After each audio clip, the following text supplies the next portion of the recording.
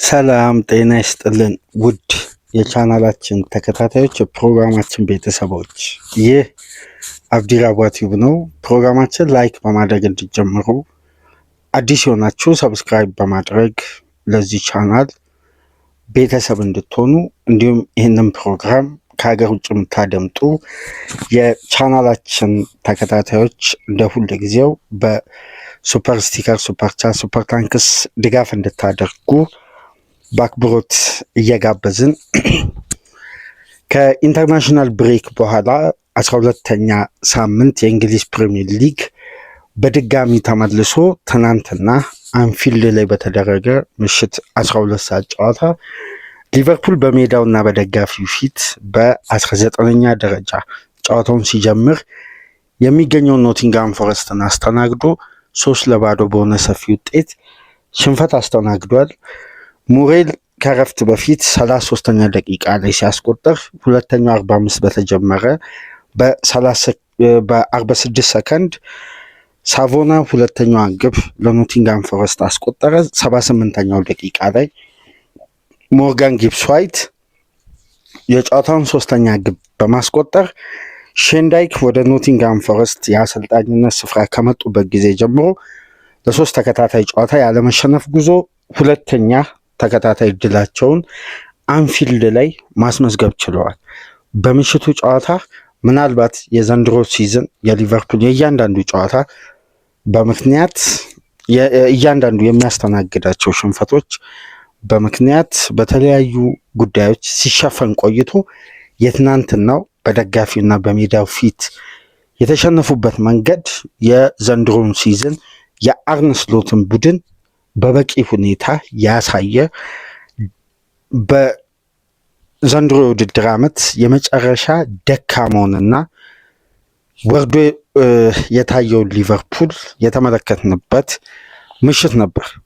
ጨዋታው ውጤቱም እያንዳንዱም ጉዳይ ኦርጋናይዝድ ለሆነው በስትራክቸር ለሚጫወተው ቅንጅት አይደንቲቲ ለተላበሰው ኖቲንግሃም ፎረስት 3.100% የሚገባው ቡድን ሲሆን ባለሜዳው ሊቨርፑል የአምናው ሻምፒዮን ከ6 ወር በፊት በሊጉ አንደኛ ደረጃ ይዞ አጠናቆ ሻምፒዮን መሆን የቻለ በሳመር የዝውውር መስኮት እስከ ግማሽ ቢሊዮን ፓውንድ ኢንቨስት ያደረገ ክላስ ባላቸው ተጫዋቾች ኳሊቲ ባላቸው ስብስብ ይህን የውድድር ዓመት ቢጀምርም እስካሁን ድረስ ወደ አሳማኝ ብቃት አይደንቲቲ ሻምፒዮን እንደሆነ ቡድን በቂ ካራክተር እያሳየ አለመሆኑን ተከትሎ አሰልጣኙን በከፍተኛ ሁኔታ ስራቸውን አደጋ ውስጥ ጥሏል። ምናልባት ቀሪ የሚሰጣቸው ጊዜ ላይኖርም እንደሚችል ነው አሁን ላይ እየተመለከት የምንገኘው። አሰልጣኙና የሊቨርፑል ወቅታዊ ብቃት ምናልባት ይሄ ችግር እንደ ክለቡ ካራክተር አይደንቲቲ ከሆነ በረጅም ጊዜ የሚፈታ ወይም ተጨማሪ ሂደት የሚያስፈልገው የቡድን ግንባታው ላይ ክፍተት ያለበት እነዚህ ሁሉ ጉዳዮች ቢነሱ እንኳን ይሄ ስብስብ በዚህ ደረጃ ወርዶ ደክሞ ከሴፕቴምበር 20 በኋላ በሴፕቴምበር 20 በሊጉ አናት ላይ የሚገኝ ቡድን በኖቬምበር 22 11ኛ ደረጃ ላይ ሲቀመጥ ካለፉት 7 ጨዋታዎች 6ቱን ሲሸነፍ በጠቅላላ ከ11 ጨዋታ 8 ሽንፈት ሲያስተናግድ በፕሪሚየር ሊጉ ካደረጋቸው 12 ጨዋታዎች 6ቱን ግማሹን በሽንፈት ሲደመድም ለአርነ ስሎት ጊዜው ከየትኛውም ጊዜ በላይ ካለፉት ጨዋታዎች ከተመዘገቡ ውጤቶች ሁሉ የከፋና ከባዱን ሊቨርፑልን በግልጽ ያሳየ፣ ምናልባት በሊቨርፑል ኃላፊዎች ዘንድ የታሰበውን ፕሮጀክት በኔዘርላንዳዊው አሰልጣኝ የማስቀጠላቸው እድል አሁን ላይ ከየትኛውም ጊዜ በላይ መጥበቡን ያሳየ፣ አሰልጣኙን ከጨዋታው በኋላ ሙሉ ለተመዘገበው ውጤት፣ ለታየው ብቃት፣ በሜዳው ስለተስተዋሉ እያንዳንዱ ደካማ እንቅስቃሴዎች ሙሉ በሙሉ ኃላፊነት ተቀብለው እንግዲህ ለተመዘገበውም ውጤት፣ ለታየውም የሜዳ ውስጥ እንቅስቃሴ በራስ መተማመን ማጣት፣ ኢነርጂ የጎደለው፣ አይደንቲቲ የጎደለው፣ በስትራክቸርም በካራክተርም በመከላከሉም በማጥቃቱም ፍጹም ከአቅም በታች የነበረው የሊቨርፑል ቡድን ተገቢውን ሽንፈት በሜዳው ቀምሷል። አንፊልድ እንግዲህ በዘንድሮ የውድድር ዓመት በሁሉም ውድድሮች 3 ጊዜ መደፈሩ ገና ኖቬምበር ውስጥ ይህን ጉዳይ አሳሳቢነቱን ከፍ አድርጎ የሽንፈቱ መብዛት፣ የቡድኑ ኮንሲስታንሲ ማጣት፣ በምርጥ 11 በኩል የሚወሰኑ ውሳኔዎች የጨዋታን ባላንስ በእጅጉ እያሳጡ እነዛን ጉዳዮች መፍትሄ ለመውሰድ ተብሎ ደግሞ የሚደረጉ ለውጦች በበለጠ እንግዲህ ከተጫዋቾች ኳሊቲና ስታንዳርድ ሳይሆን ከአሰልጣኙ ይዘው ከሚቀርቡት የጨዋታ ሲስተም ጋር አሁን ሙሉ በሙሉ እርግጠኛ መሆን የተቻለበት የኖቲንጋም ፎረስት ሽንፈት ነው። አንድ ጉዳይ ወደ ጨዋታው ግምገማ ከመግባታችን በፊት በርካታ የኤክስ ገጽ ላይ የሚወጡ መረጃዎች እንደሚያሳዩት ከሆነ ከዚህ በላይ መታገስ ይህን ሲዝን ለሊቨርፑል ማስረዘም ነው ወይም በቶሎ ወደ ውጤት ሪትም መጥቶ የቶፕ ፎርም ቦታ ሊሆን ይችላል ደረጃውን አሻሽሎ የሚጨርስበትን ሁኔታ ቀደም ብሎ እርምጃ ካልወሰዱ እስከ አዲሱ ዓመት ድረስ በዚህ ውጤት በዚህ ብቃት በኢንተርናሽናል ብሬክ የክለቡን ያለፉትን ችግሮች መብትያ አበጅቶ ከዛ የተመለሱትን ተጫዋቾች ወደ ቅንጅት ለማምጣት የተደረገ ምንም አይነት ጥረት እንደሌለ ያሳየ ስለሆነ በፍጥነት ክለቡ አስቸኳይ ውሳኔ ሊወስድ ይገባል የሚሉ ለክለቡ ቅርብ የሆኑ ትላልቅ ጸሐፊዎችም ጭምር እነ ፖል ግሮስትን የሊቨርፑል ኢኮ ጸሐፊዎችም ጭምር ይሄን ጉዳይ እያስነበቡ ነው የሚገኙት። በተለይ በጨዋታው በአንድ አጋጣሚ ጨዋታው በቆመበት ካሜራውን ከተመለከታችሁ ወደ ሊቨርፑል ዋና ቼርማን ቶም ዋርነር የነ ኤድዋርድም የነ ሪቻርድ ሂውዝም የሁሉም የበላይ ኃላፊዎች የበላይ ዋና ስራ አስኪያጅ ቶም ዋርነር በሜዳ ውስጥ ነበሩ እና ከቀናት በፊት አንድ ኢንተርቪው ነበራቸው ከስካይ ስፖርት ጋር እና ስለ ፍሎሪያን ቪዝ ተጠይቀው የወደፊት የባለንዶር አሸናፊ ተጫዋች በስብስባችን ውስጥ አለ፣ ስለ ተጫዋቹ ብቃት ምንም አይነት ጥርጣሬ የለንም፣ ነገር ግን እንደ ቡድን ማስተካከል ያለብን ጉዳዮችን ሁሉ ከዚህ ኢንተርናሽናል ብሬክ መልስ በደንብ ጠንክረን ለመስራት ጠለቅ ያለ ሰፊ ውይይት አድርገንበታል ብለው አስተያየት ሰጥተዋል። ከቀናት በፊት የዛሬ 4-5 ቀን ቀደም ብሎ በሜዳ ውስጥ እኚህ ስራ አስኪያጅ በተገኙበት ሊቨርፑል እንደ ቡድን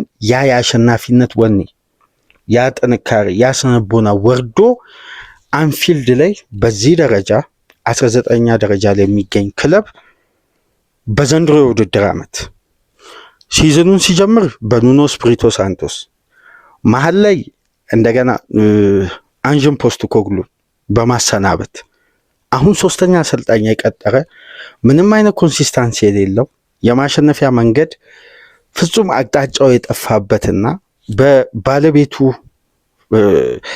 ፍጥነትና ይሄ ስሜታዊነት በተሞላው ውሳኔዎች አሰልጣኝን በመቀያየር የቡድኑን ፕሮጀክት ወጥነት እንዳይኖረው ፈጣን ውሳኔዎችን በመደጋገም የሚታወቁት ማሪናኪስ ውስጥ ኖቲንጋም ፎረስት ዘንድሮ ሲዝኑ በጎ አጀማመር ቢያደርግም በአሰልጣኙና በባለቤቱ መካከል በተፈጠረው አለመግባባት ኑኖ ስፒሪቶ ሳንቶስና አሰናበቱ።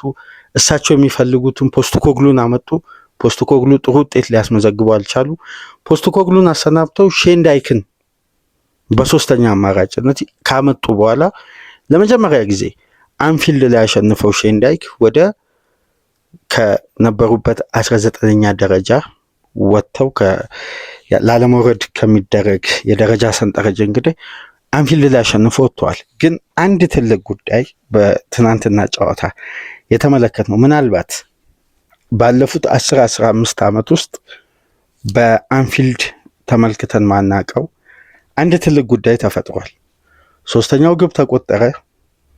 የመጨረሻ ሙከራ ሊቨርፑል አደጋ ሊፈጥር የሚችልበትን ወደ 80 ምናምንኛ ደቂቃ ላይ ሙከራ ካደረገ በኋላ ደጋፊው ስቴዲየሙን ለቆ ወጣል። የስቴዲየሙ አብዛኛው መቀመጫ ክፍት ነበር ጨዋታው ሲጠናቀቅ። በኮፒንድ ራሱ በዛ በኩል የሚገኙ ዘኮፕስ ደጋፊዎች እንኳን መቀመጫቸው በከፍተኛ ሁኔታ ክፍተት ይታይ ነበር። ደጋፊው ውስጥ ከፍተኛ ማጉረምረም ይሰማ ነበር። ለምሳሌ 54ኛ ደቂቃ ላይ ኢብራሂም ኩናቴ ሲቀየር ደጋፊው ምንም አይነት ለተጫዋቹ በእለቱ ላሳየው እንቅስቃሴ ምንም አይነት ሞራልም ሴሌብሬሽንም አላሳየም። ሲቀየር ዝም ነው ያሉት። እንደውም አንዳንድ የተቃውሞ ድምጾች ይሰሙ ነበር። ኤኬቲኬ ሲገባ ነው በጣም የደጋፊው ድምጽ የተሰማው። በኩናቴም ብቃት ደስተኛ ነበሩ። ተጫዋቹም ሲቀየር በፊቱ ላይ የታየው ጉዳይ ወቅታዊ የሊቨርፑልን ሁኔታ እንደው ተጫዋቹ ከሚያሳየው እንቅስቃሴ አንጻር በእንዲህ መልኩ ፈገግታ በተሞላው በስሎት ውሳኔ ይሁን ወይም በራሱ ብቃት ይሁን ብዙም ባልታወቀ ሁኔታ እንግዲህ ሲቀየር ያሳየው ሪያክሽን ደግሞ በበለጠ የክለቡን ወቅታዊ ሁኔታ በከፍተኛ ሁኔታ ከፍተኛ ክራይስ ውስጥ እንዳለም የሚጠቁም ነው። ኩናቴ ፈገግታ ፊቱ ላይ ይታይ ነበር ተቀይሮ ሲወጣ። ይሄ ጉዳይ እንግዲህ አሳሳቢነቱን ከፍ አድርጓል። ጨዋታው እንዴት ነበር? በአርነ ስሎት ውስጥ ሊቨርፑል በርካታ ሪከርዶች የክለቡን ትላልቅ ታሪካዊ የትላልቅ ውጤቶችን እያስመዘገበ የቆየበትን ታሪክ ጭምር እያጣ ነው የሚገኘው በዚህን ሰዓት። ለምሳሌ ሊቨርፑል ከ1965 በኋላ ለመጀመሪያ ጊዜ በተከታታይ በፕሪሚየር ሊግ 3 እና ከዛ በላይ ግብ ለሁለት ተከታታይ ጨዋታ አስተናግዶ በሁለቱም ተከታታይ ጨዋታ ግብ ሳያስቆጥር በሊጉ ሽንፈት ሲያስተናግድ በማንቸስተር ሲቲ ከኢንተርናሽናል ብሬክ በፊት 3-0 ተሸነፈ። ትናንት ምሽት ደግሞ በድጋሚ 3-0 አንፊልድ ላይ መሸነፍ ቻለ። ከ11 ዓመት በኋላ ነው ሊቨርፑል በአንፊልድ ምንም ግብ ሳያስቆጥር በ3 ግብ ልዩነት ሲሸነፍ። በ2014-15 ነበር በሁሉም ውድድሮች። በክሪስታል ፓላስ በሊግ ካፕ 3-0 ተሸነፈ። አሁን ደግሞ በኖቲንግሃም ፎረስት ያውም ላለመውረድ ከሚጫወቱ ክለብ 19ኛ ላይ የሚገኝ ክለብ መጥቶ አንፊልድ ላይ 3 ግብ አስቆጥሮ ከኤፕሪል በኋላ ኖቲንግሃም ፎረስት ለመጀመሪያ ጊዜ ክሊንሺት ጠብቆ የወጣበት ጨዋታው ነው። ሊቨርፑል የ125 ሚሊዮን ፓውንድ አጥቂ በፊት መስመር ይዞ ግብም ሳያስቆጥር 21 ሙከራ አድርጎ 4 ኢላማውን የጠበቀ አንድ ቢግ ቻንስ ብቻ ያስመዘገበበት ጨዋታ ነው። ይሄ ሲዝን በግልጽ ሊቨርፑልን ለመመልከት የምሽቱ ጨዋታ ከበቂ በላይ ነው። ለምሳሌ ባለፉት ሊቨርፑል ማሳካት ካለበት 21 ነጥብ ውስጥ ማሳካት የቻለው 3 ብቻ ነው። 18 ነጥብ ነው የጣለው 6 ጨዋታ።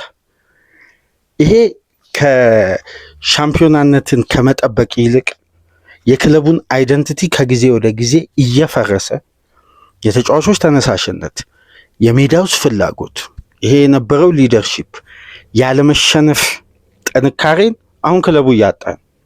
ሽንፈትን በደንብ አዳፕት እያደረገ ነው። ከጨዋታ ጨዋታ የምንመለከተው ሊቨርፑል ግብ ከተቆጠረበት በኋላ የስቴዲየሙን ግለት ተጠቅሞ ደጋፊው የሚያነቃቃበት ተጫዋቾች ያላቸው ፍላጎትና ስሜት፣ በራስ መተማመን፣ ያ ኢነርጂ፣ ያ ካራክተር ሊቨርፑል ቤት ኮምፕሊትሊ እየጠፋ መጥቷል። አሁን ከተቆጠረበት በኋላ ለተጨማሪ አደጋ የሚጋለጥ ቡድን ነው እና ይሄ ጉዳይ አሳሳቢነቱ በአጠቃላይ እንደ ተጫዋቾች ብቃት ካየን ጤናማ ቡድን ግንባታ ሲኖር የትኛውም ተጫዋች ኳሊቲውን አውጥቶ መጠቀም ይችላል። አሁን ኤጌሌ ነው በማለት የሊቨርፑል ችግር አይቀረፍ 100%። ለነዚህ ለሚመዘገቡ ውጤቶችም ቡድኑ ለሚያሳየው የሜዳ ውስጥ እንቅስቃሴ ያለምንም ጥርጥር የትኛውም ተጫዋች በተናጠል ሳይጠየቅ የአሰልጣኙ አርነ ስሎት 100% ክፍተትና ችግር ነው። አሰልጣኙ ማንሳት ለተጨማሪ ጊዜ በትዕግስት ይሄን አቀናሽ ወደ አንድ ሪትም ያመጣሉ ብሎ መታገስ ደግሞ ሁለት አደጋ አለው። አንደኛ ኖቬምበር ላይ ሆኖ ስለ ሁሉም ነገር መደምደም ባይቻልም ግን ሲዝንም በበለጠ የሚያበላሽ ውጤት በተደጋጋሚ የሚፈጠር ከሆነ ይሄን ስንቦና ለማንሳት የሚመጣው ማሰልጣኝ ይቸገራል። አንደኛው ጉዳይ። ሁለተኛው ነገር ደግሞ እስካሁን ድረስ የታየ አንድም ግልጽ አይደንቲቲ የተላበሰ የማሸነፊያ መንገድ ሳይታይ ለየትኛው ጊዜና ለየትኛው መሻሻል ነው? ለቡድን ቅንጅት ነው። ተጨማሪ ጊዜ ተሰጥቷቸው እንደገና በትዕግስት የቡድኑ ውጤት በዚህ ደረጃ ሲንሸራተት ማየት ከሜዳ ውጪ ግብ ለማስቆጠር ተቸገረ።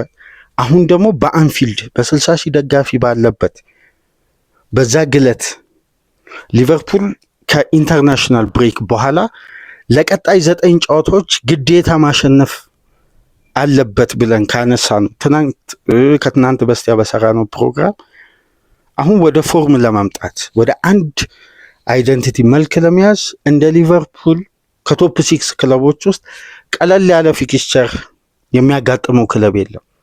አሁን ለስሎት የማሻሻያ ጊዜ ነው። በዚህ ወቅት ያልተሻሻለ ቡድን አሰልጣኙን እንግዲህ ከዚህም በኋላ በየትኛው ትዕግስት በየትኛው የሊግ ፊክስቸር ተጠብቆ ጊዜና ሰዓት እንደሚሰጥ እንግዲህ ግራም ያጋባ ነው። እንዲሁም የኖቲንጋም ፎረስት ደጋፊዎች እንዲያው ሳኪን ዘ ሞርኒንግ እያሉ እያሾፉ እየዘፈኑ ነበር እና ሊቨርፑል እንደ ቡድን አይደንቲቲውን ያለውን አይደንቲቲ አይደለም አዲስ ተላብሶ ሌላ የማሸነፊያ መንገድ ይዞ መምጣት ቀርቶ ያለውን አይደንቲቲ መጠበቅ አልቻለም። ሻምፒዮን የሆነ ቡድን አይመስልም። የተበጣጠሰ ቀጣይነት የሌለው በተቀናጀ ሁኔታ በካራክተር በተላበሰ መልኩ ከፍተኛ ክራይስ ውስጥ እንኳን ሊቨርፑል ገብቷል ተብሎ በዚህ ደረጃ ክለቡ የማሸነፊያ መንገድ ጠፍቶበት ብቻ አይደለም ሜዳ ውስጥ ያለ የተጫዋች ፍላጎት በራስ መተማመን እንደ ቡድን አጥቶ በዚህ አሰልጣኝ ውስጥ እንግዲህ ከዚህ በላይ የኖቲንጋም ፎረስቱ ጨዋታ ለዘንድሮ ሲዝን በቂ ማሳያ ነው። ከሆላንዳዊ አሰልጣኝ ጋር መቀጠል ይሄን ሲዝን ለሪቻርድ ሂውዝም ለኤድዋርድም እንዲሁም ለቶም ዋርነርም ሲዝኑን ማስረዘም ነው። አንዳንዴ ክለቦች በሚወስኑት ፈጣን ውሳኔ ክለብን ያተርፋሉ። ዘግይተው በሚወስኑት ውሳኔ ደግሞ የክለቡን ጥልቅ ችግር እያሰፉት ይመጣሉ እና በአሰልጣኙ በኩል ካሁን ባለ የሚወሰነው የትኛውም ውሳኔ የክለቡን ሁሉና መጠበቅ ነው። ክለብ ይቀድማል። አምና ሻምፒዮን መሆኑ ምንም አይነት ጥያቄ የለውም።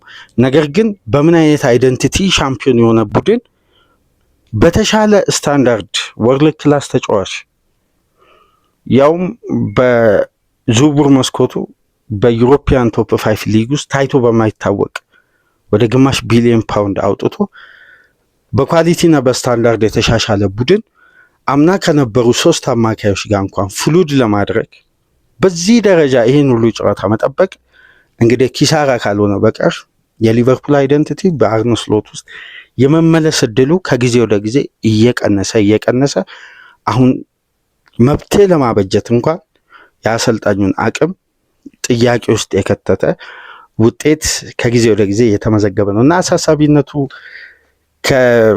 ካለፉት ጊዜ በላይ አሁን በከፍተኛ ሁኔታ ከፍ ብሏል። ይሄ ከባድ ወቅት ነው። እንግዲህ ሊቨርፑል 18 አስቆጥሮ 20 ግብ በተቃራኒው ተቆጥሮበታል። 20 ግብ ያስተናገደ ነው። ከየትኛውም የፕሪሚየር ሊግ ክለብ በላይ ቢግ ቻንስ ያስተናገደ የተከላካይ ክፍል ወጥነት የሌለው በባህሪው ኳስን ዲፌንድ ለማድረግ በየትኛውም የመከላከል ስትራክቸር ላይ ጥንካሬ የጎደለው የአንድ ተጫዋች ብቻ ግርማ ሞገስ በተከላካይ ስፍራ የሚታይበት የተቀሩት የእያንዳንዱ ዲፓርትመንት የተከላካይ ክፍል ተጫዋቾች በመከላከሉ ዘርፍ እንኳን በፕሮፌሽናል ዘመናቸው ያሳለፉትን የመከላከል ካራክተር እንኳን መድገም ያልቻሉበት የጨዋታ ደቂቃ ነው በአጠቃላይ የተመዘገበውና አሁን ስሎት ላይ ውሳኔ ለማሳለፍ ከዚህ ቀደም በርካታ ነጥቦች ተነሱ። ቡድኑ ባላንስ እንዳይሆን ፍሎሪያን ቪዝ ከፊት ሲኖር ነው ተባለ። ዊትዜ የለም። ሊቨርፑል በበቂ ሁኔታ የሶስቱ አማካዮች በጋራ መጣመር እንዲሁም አንድ መረጋጋትና ቢያንስ በሜዳው በሚያሸንፋቸው ጨዋታዎች መነቃቃት ሊያሳይ ይችላል ተብሎ ተጠበቀ። በትናንትናው ጨዋታ አንድ ጉዳይ ስናነሳ ነበር ከጨዋታ በፊት የዊትዘን ጉለት እንደ ጉለት አልተመለከቱም፣ ግን ከፍተኛ ጉለት ሊያስከትል ይችላል በጨዋታው ብለን ስናነሳ ነበር። አንድ የአሰልጣኙ ትልቅ ደካማ የምርጥ 11 ውሳኔን በማንሳት እስቲ የጨዋታውን አጭር ግምገማ እንመልከት። በስብስብ ውስጥ የሊቨርፑል ቀኝ ፉልባክ ጄ ጎሜዝ እና ካልቪን ራምሴ አሉ፣ ተፈጥሯዊ የፖዚሽኑ ተጫዋች። ከፊት መስመር በኩል የ10 ቁጥር ተጫዋች ሆኖ ዘንድሮ ሲጫወት የነበረው በሁሉም ውድድሮች 34 ቢግ ቻንስ ክሬት ያደረገው ዊዘ በሌለበት ጨዋታ የ10 ቁጥር ሚና ዊዘ ባልተሰለፈበት ቤንች በሆነበት ጨዋታ የሚጫወተውን ዶሚኒክ ሶቦስላይን ቀኝ ፉልባክ በማድረግ የፈጠራውን የሊቨርፑል የፋይናል ሰርድ እንቅስቃሴ መጀመሪያ አሰልጣኙ አንድ ስቴፕ ወደኋላ ጎተቱት። በበለጠ በኮንትሮል ሲስተም እና ወደኋላ ዘንብሎ በቢልዳፑ በመሳተፍ የተዋጣለትን ኮርቲስ ጆንስን በማስገባት የሊቨርፑልን ፍሎ ከረጃጅም ፓሶች ያልዘለለ በአጥቂውና በአማካዩ መካከል ያለው ኮኦርዲኔሽን ሰፊ ሜዳ ወደኋላ ተመልሰው ፕረስ እንዲያደርጉ ወደፊት ሲያጠቁ የተበጣጠሰና ኮንቲኒቲ የሌለው ይሄ በባላንስ በኩል አሰልጣኙ በመረጡት የመጀመሪያ ምርጥ 11 ላይ በግልጽ የታየ ክፍተት ነው። አንዳንዴ በሜዳ እኮ ትላልቅ ሪስኮች ይወሰዳሉ።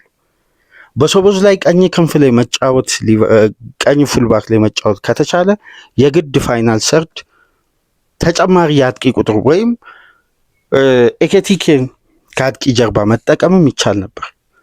ሶስት ተመሳሳይ ባህሪ ያላቸውን አማካይ ማሰለፋቸው ሳያንስ በፊት መስመር በኩል ብዙም ያለ ኳስ ገና ወደፊት ነሱ እየመጣ የሚገኘውን ኢሳቅን ክንፉን ይዞ ክንፉን አዘንብሎ ወደ መሀል ድሮፕ እያደረገ የማይጫወተውን በባህሪ ጋክፖን እንዲሁም በተመሳሳይ እድሜው የገፋውን ኳስ ወደሱ ካልደረሰ በቀር ተመላልሶ እንደ ወትሮ ከእድሜ ጋር በተያያዘ መመላለስ በዛ ኮሊደር ላይ እንደ በፊቱ በሙሉ አካል ብቃትና ጤንነት 90 ደቂቃ በተመሳሳይ ኢንቴንሲቲ መመላለስ ግዴታ ያልሆነበት መሐመድ ሳላህ እንዲህ የተራራቁ ሶስት ተጫዋቾችን በፊት መስመር በኩል ተጠቀሙ። በአማካዩ ስፍራ ወደ ፋይናል ሰርድ የትራንዚሽን ኳሶችን ቢያንስ በቦልኬር የተሳካ ድሪብል እያደረገ ፔኔትሬት የሚያደርግ የኢነርጂ አማካይ የለም። ግራቨንበርክም አሁን ለሚስተዋለው የሊቨርፑል ባላንስ ላልሆኑ የአማካይ ስፍራ ትልቁን ኃላፊነት የሚወስድ ብቃቱ በአስደናቂና በአስገራሚ ሁኔታ ቁልቁል እየወረደ የሚገኝ የሊቨርፑል አንደኛው አማካይ ነው። እንደውም ከጨዋታ ጨዋታ መሻሻል የሚያሳየው ማካሊስተር ነው። ፕሪሲዝኑን አላሰለፈም። የፊትነስ ጉዳይ ያለ በርካታ እንደውም ባለፉት ጨዋታዎች የተሻለ የሚጫወተው ማካሊስተር ነው። አሁን ያለ ኳስ ፖዚሽኑን ራሱን ለመጠበቅ እየተቸገረ የሚገኘው ራያን ግራቨንበርክ ነው። የአምናው ኤክስፐሪመንት ዘንድሮ ሊሰራ አልቻለም። አማራጭ ሰፊ ነው። እነ ኤንዶን መጠቀም አንዳንዴ ግራቨንበርክ ላይም ውሳኔ መውሰድ ተገቢነት ሊኖረው ይችላል። ሁሌም በተመሳሳይ አጫወት በተመሳሳይ ተጫዋች ከጨዋታ ጨዋታ ይዞ መሞከርም ዋጋ ያስከፍላል። አሰልጣኙ ሪስክ ከመውሰድ ይልቅ ያሰቡትን የጨዋታ ስታይል ሲዝኑ ከጀመረበት ጊዜ አንስቶ እስከ ትናንት ምሽት ድረስ ለመደጋገምና በዛ አንድ ኮንሲስተንሲ ባህሪ ለማምጣት ጥረት እያደረጉ ነው። ከጊዜ ወደ ጊዜ ሊቨርፑል እየተንሸራተተ ነው። እንግዲህ ከዚህ በላይ የቡድኑም አይደንቲቲ ሊያድግ አይችልም። የአሰልጣኙም ሀሳብ ከፍ ሊል አይችልም። የተለየ አዲስ ሀሳብ ከየት ሊያመጡ ይችላሉ? የትኛው ሙከራ? ለምሳሌ በጣም በሚያስገርም ሁኔታ የሊቨርፑል የተከላካይ ክፍል ላይ የኩናቴ ብቃት መውረድ ታክቲካልም ነው፣ የተጫዋቹም በራስ መተማመን ማጣትም ነው። አሁን እንዳለፈው ጊዜ ለምሳሌ ከዚህ ቀደም በኩናቴ ፖዚሽን ላይ የሚጫወተው ጆኤል ማቲፕ አማካዩ ሲበለጥ አንድ የሚያደርገው እንቅስቃሴ አለ። ኳስን ይዞ ተጨማሪ አማካይ በመሆን መሀል ለመሀል ጥረት በማድረግ መሀል ለመሀል በመሄድ የአንድ ሶሊድ የሆነውን ተጋጣሚ ለማስከፈት ትርፍ አማካይ የሆነ ፔኔትሬት ያደርጋል። በዘንድሮ ሲዝን አምና ተጋጣሚ አርኖልድን ታርጌት ቢያደርግ ልክ እንደ ማቲፕ ድሪብል እያደረገ ፔኔትሬት ለማድረግ ይጥራል፣ ተጨማሪ አማካይ ለመሆን። ዘንድሮ ታክቲካሊ የተገደበ ሚና እንደተሰጠው የምናስተውለው በቢልዳፕ በኩል ኩናቴ ኳስ ይዝና ቆሞ ነው የሚያስበው። በነገራችን ላይ በእግር ኳስ ከያዘ በኋላ ቆሞ የሚያስብ ተጫዋች በሳል አይደለም ይባላል። በጣም የደከመ ተጫዋች።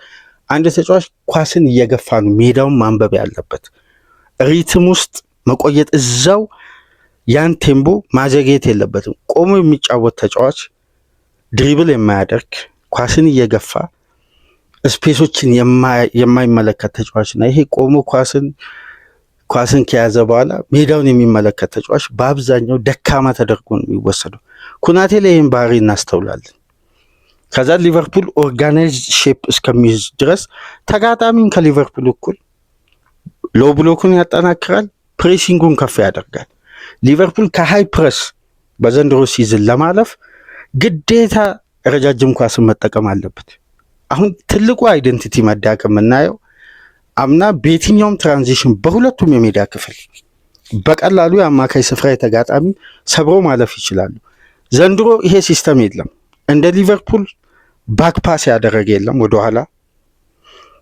በቢልድ አፕ በኩል በርካታ ኳሶችን በማበላሸት ወይም ለተጋጣሚ ሃይ ፕረስ በጣም ተጋላጭ በመሆን እንደ አምናው ሻምፒዮን ተጋላጭ የሆነ ቡድን የለም። እነዚህ ሁሉ እንቅስቃሴዎች እንግዲህ ታክቲካል የሚተገበሩ ናቸው። አሊሰን መመለሱ ለሊቨርፑል የመከላከል ጥንካሬ፣ በግብ ጠባቂ በኩል ያለው ኤክስፒሪየንስ፣ ተከላካዩን በማደራጀት ጥድፊያ ያልተሞላበትን ውሳኔ በመወሰን የተሻለ ይሆናል ብለን ስንጠብቅ በበለጠ ተከላካዩ አሊሰንንም አጋለጠ። የመከላከል ጥንካሬያቸው በእጅጉ ወርዶ አብዛኛው እግር ኳስ ቤተሰብ እንግዲህ የመጀመሪያውን ግብ ከሊቨርፑል ከማንቸስተር ሲቲ ጋር በነበረው የኢትሃዱ ፍልሚያ ቫንዳይክ ካስቆጠረው ግብ ጋር እያመሳሰሉት እንግዲህ ውሳኔው ተገቢ አይደለም የሚል አስተያየት እየተሰጠ ነው። ኦፍሳይድ ላይሆን ይችላል፣ ሊሆንም ይችላል። ግቡ መሻር አለበት፣ ሊሻር ይችላል። ሊቨርፑል እንደ ቡድን እኮ ካምባክ ለማድረግ አንድም ጥረት አልታየም። አንድም ሳሊስ የትኛውን ጠንካራ የሊቨርፑልን ኳስ ነው ያዳነው በትናንትናው ጨዋታ። ሊቨርፑል እኮ ጥሩ ነበር ከተባለ የመጀመሪያ 16 ነው 17 ደቂቃ ነው። ከዛም በኋላ ድጋሚ በዛ ኢንቴንሲቲ መቀጠል አልቻለም። የክለቡ ኢነርጂ 100% ወርዷል። አምና ኢንቴንሲቲን በመቀነስ ኢነርጂን በመቀነስ ሞር ጌምን ኮንትሮል በማድረግና የተገኙ እድሎችን በመግደል ነበር በባህሪ ልዩ ሆኖ መጥቶ ጨዋታዎችን ያሸንፈው። ግን የተከላካዩ ጥንካሬ እንዳለ፣ የአማካዩ ፍሉዲቲ እንደተጠበቀ ነው። ኮንሲስተንሲ ያለው የማሸነፍ ፍላጎት ከጨዋታ ጨዋታ መነቃቃቱ፣ የቡድን ስፕሪቱ በአስተማማኝ ሁኔታ እንዳለ ሆኖ ዘንድሮ በሌላ ክላስ በራሳቸው ምስል ቡድን ይዘው መጥተው እንግዲህ ያንን ካራክተር መድገም አልቻሉም። ስለዚህ ታክቲካሊ ነው 100% የሊቨርፑል ማሽቆልቆል። ከየትኛውም ተያያዥ ጉዳይ ጋር ሊቨርፑል አሁን ላይ የሚነሱ ጥያቄዎች የሉ። ለፍሉዲቲ ጊዜ ያስፈልጋል። ምክንያቱም የተጫዋቾች ኳሊቲ ሲታይ ጊዜ የሚፈልጉ ተጫዋቾች አይደሉም። የአሰልጣኙ ተስማሚ ያልሆነ ጨዋታ ነው ተጫዋቾችንም ጭምር ከሪትም እያወጣ የሚገኙ። ኢሳቅ ኳስ ሳይደርሰው 15 ኳስ ነው የነካው የሚል ስታቲክስ ሲወጣ በጣም ነው የሚያስገርም። ኢሳቅ ጋር መጀመሪያ ኳስ ፋይናል ሰርድ በተሳካና ጤናማ በሆነ ትራንዚሽን ለሱ የመሮጫም ኮንትሮል አድርጎ በራሱ ፍቃድ ከኤሪያዎች ወርዶ እኮ በሚነካቸው ኳሶች ነው እንደው ሲሳተፍ የነበረው እንጂ ሊቨርፑል ወደ ተጋጣሚ ቦክስ አደጋ የሚፈጥር አንድ ጤናማ ትራንዚሽን አላደረገም። አንድ ወደ ፋይናል ሰርድ ከገባ በኋላ ሳላን ይፈልጋሉ። ሳላን በ2 ተጫዋቾች ኤሪያውን ማርክ ይደረጋል። ሳላ ክሮስ ሲያደርግ ሙሬል እና ሚሊንኮቪች የተሳካ ክሊራንስ ስላላቸው በቀላሉ ኳሱ ክሊር ይደረጋል። አማካዩ ከአጥቂው ጋር ተበጣጥሷል። የነ ኤሌት አንደርሰን አስደናቂ ኢነርጂና ፍላጎት በቀላሉ የሊቨርፑልን አማካይ ይጠቀሙ ነበር። 72% ኳስ መቆጣጠር፣ ፖሴሽን ዊዛውት ፔኔትሬሽን የሌለው ኳስን መቆጣጠር፣ ጥቅም አልባ የሆነ የኳስ ቁጥጥር፣ በሙከራ ያልታጀበ ኢነርጂ የሌለው ማጥቃትን መሰረት ያደረገ ሳይሆን ተጋጣሚን ኦርጋናይዝድ እንዲሆን የማሰቢያ ጊዜ መፍቀድ ነው። ይሄ እንግዲህ አሳሳቢነቱን ከፍ አድርጓል። የሙሬል ግብ ተገቢ አይደለም ካልን የኢጎር ጄሱስም ግብ በተመሳሳይ መጽደቅ ነበረበት። የኩናቴ የመጨረሻ ደካማ ውሳኔ የተስተዋለበት።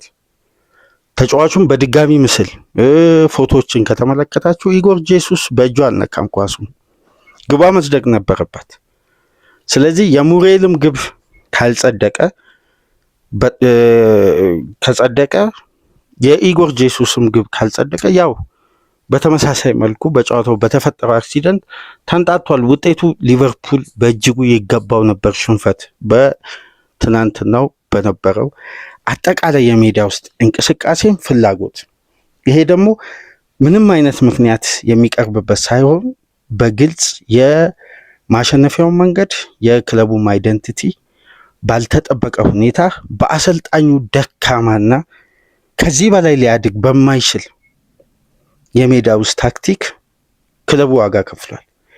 ይህን ጉዳይ ለማረም እንግዲህ ምን አይነት ቀጣይ ውሳኔ ያስተላልፋሉ ሁኔታዎች የሚገልጹ ይሆናል። ግን በአንፊልድ ደጋፊው ጥሎ ሲወጣ እንደመመልከት ከባድ ጊዜ በተለይ ለአሰልጣኙ፣ ለዛም ይመስላል ለተመዘገበውም ውጤት ለታየውም እንቅስቃሴ ትልቁና 100% ኃላፊነቱን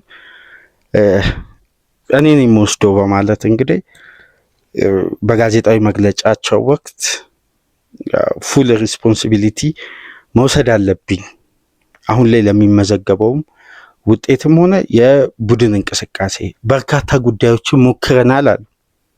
የተወሰኑ ሰርተውልናል አሉ። በርካታ ታክቲካዊ ጉዳይ ሲሞከር ነበር። ነገር ግን የተወሰኑ በሰሩት ታክቲክ ሊቨርፑል አንድ ጨዋታ አሳማኝ በሆነ ሁኔታ አሸነፈ ካልን በፕሪሚየር ሊጉ የቪላ በሻምፒየንስ ሊጉ የሪያል ማድሪድ በዘንድሮ ሲዝን ምናልባት 100% አሳማኝ ከሆነ እንግዲህ ከሚጠበቁና የሊቨርፑልን ሲዝን በአንዴ ይቀይራሉ ከሚባሉ ጨዋታዎች መካከል እነዚህ ልናነሳ እንችላለን። ግን በተቀሩት ጨዋታዎች የሚቆጠረው ግብ አምና ከአርሴናል በመቀጠል ሁለተኛ ቡድን ነው ከሴት ፒስ አነስተኛ ግብ ያስተናገደ። ሁለቱ ሴንተር ባኮች ነው ያሉት። በቀላሉ አሁን የሴት ፒስ ኳስ የሚቆጠርበት ቡድን ሆኗል። በተለይ ሶስተኛዋን ግብ ለተመለከተ እንዴት አይነት የሊቨርፑል የተከላካይ ክፍል አቋቋምና የመከላከል ስትራክቸር እንደሆነ ቡድኑ ምንም አይነት ፍሉዲቲ በመከላከሉ በኩል ምንም አይነት የመከላከል ባህሪ እንዳልተስተዋለበት በግልጽ የሚያሳይ ነው። የሞርጋን ጊብስ ዋይት ግብ ተጫዋቹ ኳሱን ሲያገኝ የሊቨርፑል ተጫዋቾች በየትኛው ዞን የትኛውን ተጫዋች ነው ማርክ ያደረጉት አቋቋማቸውን ብትመለከቱ የመጨረሻ ደካማ አቋቋም። ስለዚህ ሊቨርፑል እንደ ቡድን ካራክተሩን ያጣው በተሰጣቸው ታክቲክና ባወረዱት ኢነርጂ ነው። ይሄ ደግሞ የአሰልጣኙ ባህል ነው፣ ወይም በዚህ ያጨዋወት መንገድ ውጤታማ እንሆናለን ብለው ያሰቡበት የጨዋታ ስታይል ነው።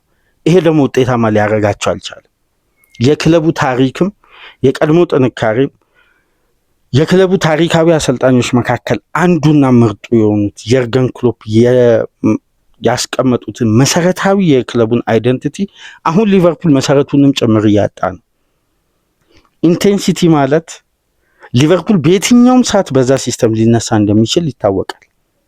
እንዴ በየርገን ክሎፕ ጊዜ ሊቨርፑል በመጀመሪያ 15 ደቂቃ ለምሳሌ የክሎፕ የመጨረሻ ሲዝን ላይ ታስታውሳላችሁ፣ የመጨረሻ ክለቡ 8-9 ጨዋታ ላይ ኢነርጂውን ጨርሶ ተብሎ እንኳን 83 ነጥብ እኮ ነው ያስመዘገበው። 83 ነጥብ ደካማ ሲዝን ነው ተብሎ ግን ሊቨርፑል የትኛው ጨዋታ ላይ ነው ተመርቶ በእንዲህ መልኩ ተደጋጋሚ ግብ ያስተናገደው ወይም ኢነርጂ የጎደለውን እንቅስቃሴ ሲያሳየ ነበር? ያውም 19 ተጫዋቾች በስብስብ ውስጥ አንድም ተጫዋች አልቀረም፣ ቫንዳይክ ጭምር አልቀረም። ያን አመት በጉዳት አምልጦታል ጨዋታ። እንደዚህ አይነት በርካታ ጉዳት እየተመዘገበ ባለበት ስብስብ እንኳን በአስተማማኝ ሁኔታ ክለቡ ኢነርጂውን አላጣም፣ ፍላጎቱ እንዳለ ነው። የማሸነፊያው መንገድ የክለቡ አይደንቲቲ ነው።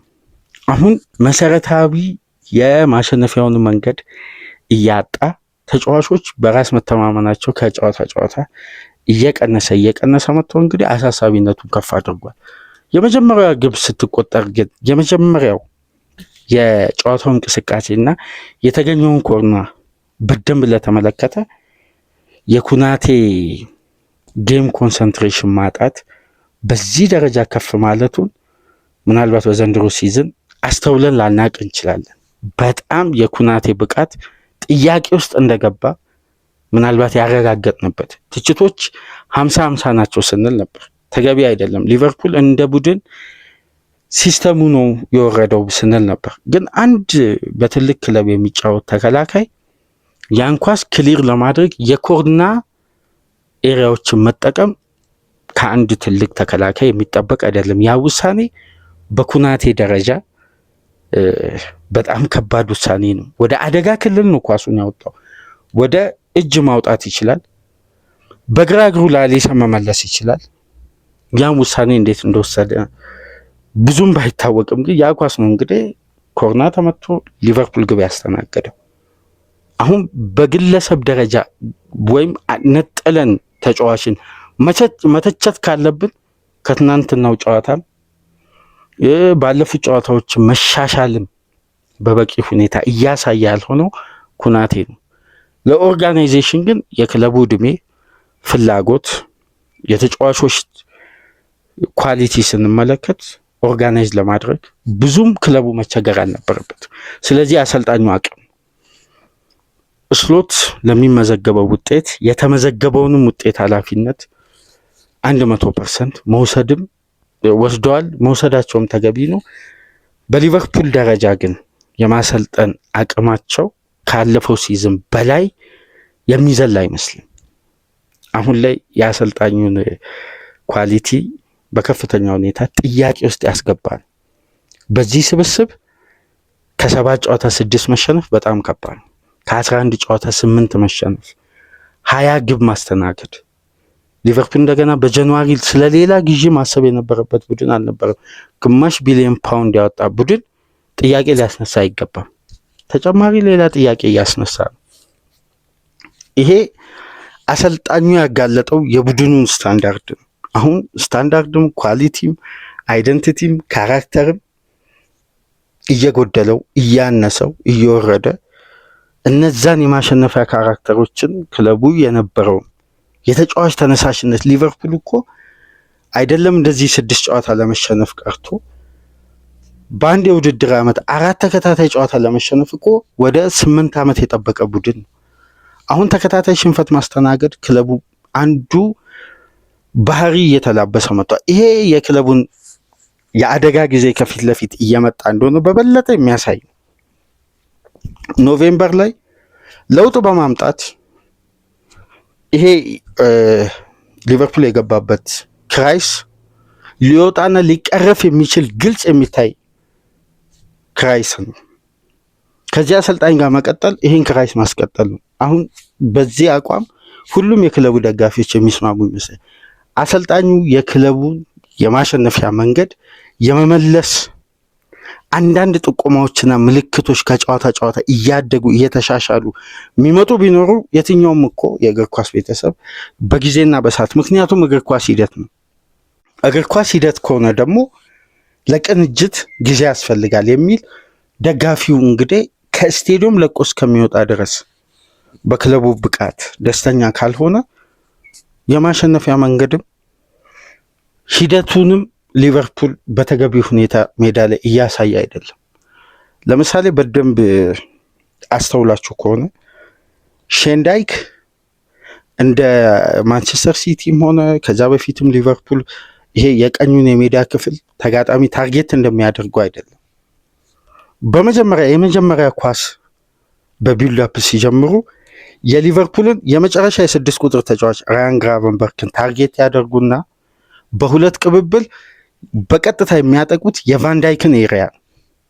ቫንዳይክ ላይ 2 ተጫዋቾች ይመጣሉ። በፓስም ካያችሁ ከላኛው ዊንግ ይሆንና ወደ ኩናቴ ኤሪያ አይደል ወደ ቫንዳይክ ኤሪያ ኢጎር ጄሱስ በተደጋጋሚ ድሮፕ እያደረገ በአንድ ለአንድ ግንኙነት የቫንዳይክን ኤሪያ ነው። ምክንያቱም ተጫዋቹ የመጨረሻ የሊቨርፑል አደጋ የሚፈጠረውን ተጫዋች የተጋጣሚን ተጫዋች ማርክ የሚያደርገው፣ ነገር ግን አማካዩ ባጣው ኢነርጂና ትርፍ ተጫዋች ቫንዳይክ ከኤሪያ ወጣ ሲል እነሱ የቫንዳይክን ኤሪያ ታርጌት ያደርጋሉ። በቀላሉ ሊቨርፑል አደጋ ይፈጥሩ ነበር። ታክቲካል ባላንሱም የክለቡ በእጅጉ በወረደበት አሁን አሰልጣኙ ለምክንያት በማይመች ሁኔታ ክለቡን ይዘው እንግዲህ ቁልቁል እየወረዱ እንደሆነ ያረጋገጠ የምሽቱ ጨዋታ ነው። በአንፊልድ ሊቨርፑል 3-0 በኖቲንግሃም ፎረስት ተሸንፎ እንግዲህ በቀጣይ 48 ሰዓት ከክለቡ አንድ ስቴትመንት ይወጣል ተብሎ ይጠበቃል። ያኔ እንግዲህ መረጃውን ተከታትለን ወደ እናንተ መናደርስ ይሆናል። በቼልሲ ድል፣ በሲቲ ሽንፈት፣ ዛሬ በሚደረገው ደግሞ የለንደን ደርቢ 3 ተከታታይ ፕሮግራሞችን ይዘንላችሁ እንመጣለን። ላይክ፣ ሼር፣ ሰብስክራይብ ማድረጋችሁ እንዳትረሱ። ከሀገር ውጭ የምታደምጡ ደግሞ በሱፐር ስቲከር፣ በሱፐር ቻት፣ በሱፐር ታንክስ ድጋፍ አድርጉ። በቼልሲ ድል እስቲ አጠር ያለ ቆይታ የምናደርግበትን ፕሮግራም ይዘንላችሁ እንመጣለን። እስከዛው ሰላም ቆዩ።